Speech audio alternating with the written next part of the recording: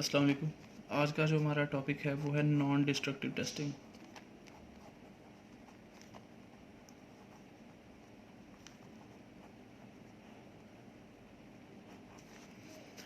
अब non destructive testing क्या होती है? इसमें जो हमारा ऑब्जेक्ट होता है जिस पर हमने टेस्ट करना होता है कि इसमें कोई फ्लॉ या डिफेक्ट है या नहीं है, वो टूटता नहीं है। नो डैमेज, उसको कोई डैमेज नहीं दिया जाता, वो अपनी प्रॉपर हालत में ही रहता। इसके अंदर 4 मेथड्स होते हैं। First is radiographic,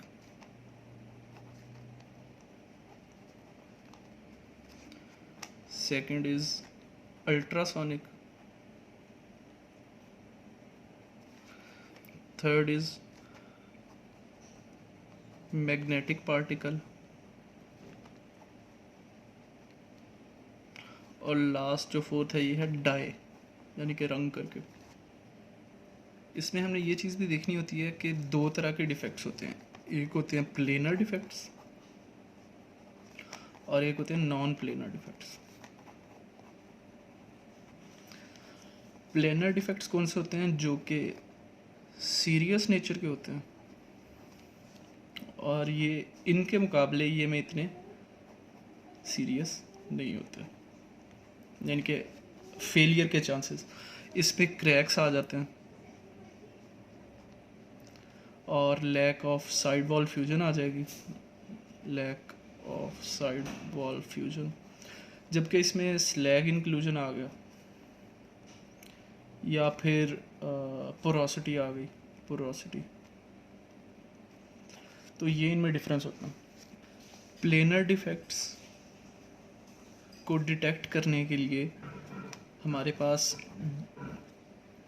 die method, magnet और रेडियोग्राफिक और अल्ट्रासोनिक होते हैं। जबकि नॉन प्लेनर जो होते हैं उनके लिए हमारे पास रेडियोग्राफिक टेस्ट होते हैं। अब इन चारों में डिफरेंस क्या होता है वो अभी एक एक करके हम डिस्कस करेंगे, और इनके मेथड्स के ये किस मेथड से काम करते हैं।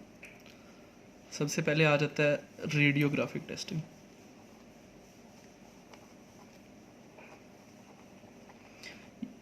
ये नॉन प्लेनर डिफेक्ट्स के लिए होगा, लाइक स्लैग इंक्लूजन या पोरोसिटी वगैरह। इसका मेथड क्या है, प्रिंसिपल क्या है कि जो हमारी प्लेट होती है या फिर जो हमारा टेस्ट पीस है उसके अंदर से वेव्स गुजारी जाती हैं जो कि पेनिट्रेशन रेडिएशंस होती हैं,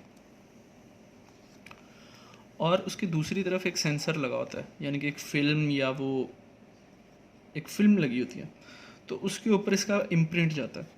अब जो तो जिस जगह में इसके अंदर पोरोसिटी या स्लैग वगैरह होगा वो आगे फिल्म के ऊपर डार्क कलर में दिखेगा। डार्क जो डिफेक्ट होते हैं वो डार्क कलर में दिखेंगे, और बाकी जो ऑब्जेक्ट होगा वो लाइट कलर में दिखेगा। ये इसकी नेचर होती है, बेसिकली इसका वर्किंग जो मेथड है। अब ये जो पेनिट्रेशन रेडिएशंस मैंने बताई हैं ये 2 तरीके से जनरेट की जा सकती हैं। या तो ये एक्स रेज होंगी या ये गैमा रेज होंगी।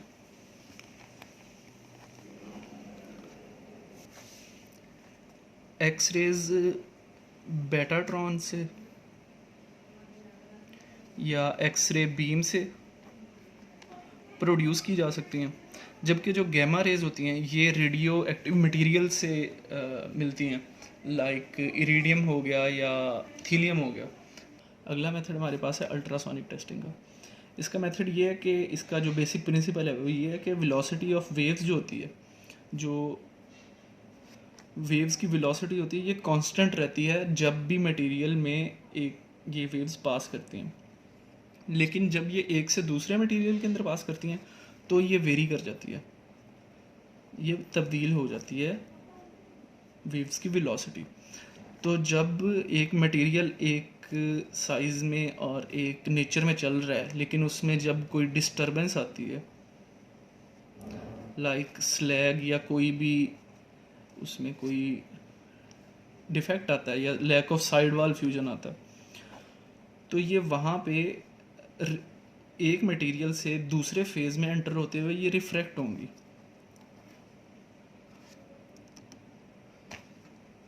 ये रिफ्रैक्ट होंगी, जिसकी वजह से ये वो जैसे स्क्रीन पे अल्ट्रासाउंड करते हैं उसी तरह से वो ग्राफ बनता है कुछ इस तरह करके।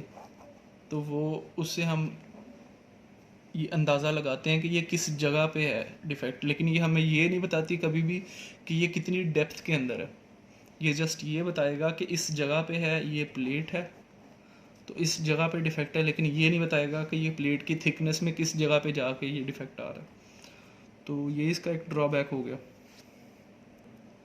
और ये सिर्फ प्लेनर डिफेक्ट्स के लिए यूज़ होता है, नॉन प्लेनर के लिए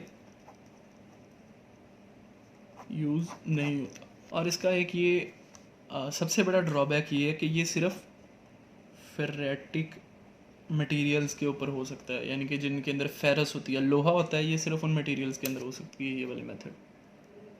थर्ड मेथड है हमारा मैग्नेटिक पार्टिकल। अब इसमें क्या होता है कि एक सॉल्यूशन होता है, लिक्विड सॉल्यूशन, उसके अंदर मैग्नेट का जो जिसको चूरा कह सकते हो आप, वो उसके अंदर मिक्स किया हुआ होता है। ये लिक्विड सॉल्यूशन के अंदर या फिर स्प्रे के अंदर मिक्स करके यूज़ किए जा सकते हैं। अब ये यूज़ सिर्फ तभी होंगे जब जो आपका क्रैक है या वो लैक ऑफ साइड वाल फ्यूजन है वो सरफेस के पास होगा, आपकी सरफेस के ऊपर वाली साइड पे होगा, तो ये यूज़ किया जाता है। क्योंकि मैग्नेट में इतनी पावर नहीं होती कि वो एंड तक, या उसकी अगर थिकनेस ज़्यादा है तब भी ये यूज़ नहीं किया जा सकता, क्योंकि ज़्यादा थिकनेस का जो मटेरियल होगा उसमें इसकी पावर एंड तक नहीं पहुंचेगी मैग्नेट की, और वो वहाँ पे अट्रैक्ट नहीं होगा। तो बाकियों में अगर सरफेस के करीब है डिफेक्ट, तो जहाँ पे डिफेक्ट होगा वहाँ पे अगर मैग्नेट आएगा तो ये फील्ड्स इसको मैग्नेट को अट्रैक्ट करेंगी और ये इसके साथ चिपक जाएगा।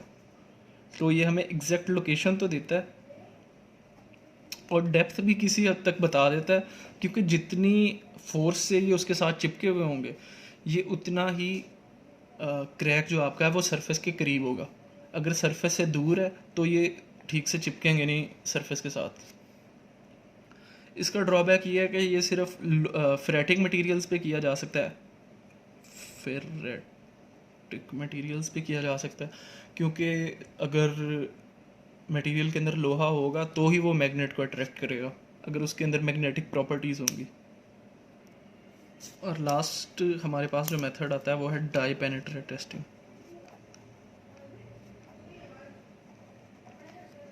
डाई पेनिट्रेट टेस्टिंग किस तरह से काम करती है कि अगर ये मटेरियल है, इसके अंदर इस जगह पे क्रैक है या इस जगह पे लगा लें क्रैक है, इसके ऊपर हम पेनिट्रेंट अप्लाई करते हैं और जो क्रैक होता है उसके अंदर चला जाएगा वो, यानी कि वो जो लिक्विड होगा वो इस क्रैक के अंदर चला जाएगा, और उसके ऊपर दोबारा फिर डिवेलपर अप्लाई करते हैं।